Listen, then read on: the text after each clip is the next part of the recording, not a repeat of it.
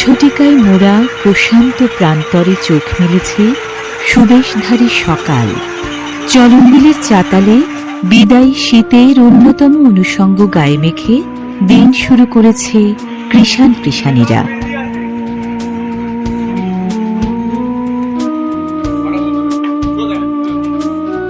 কালো মেঘের আঁচলে মুখ মুছে অর্ধ নির্মিলিত চোখে মিটিমিটি তাকিয়ে থাকা সূর্যকে সাক্ষী রেখে ক্ষীরাক্ষেতের সৈনিকরা ঝাঁপিয়ে পড়েছেন কাজে। লতার বুকে লুটিয়ে পড়ে নিশ্চিন্তে ঘুমিয়ে থাকা শিশুর মতো অনায়াস ছন্দে স্থান করে নিচ্ছে কোমরে ঝোলানো থলের অতুলে।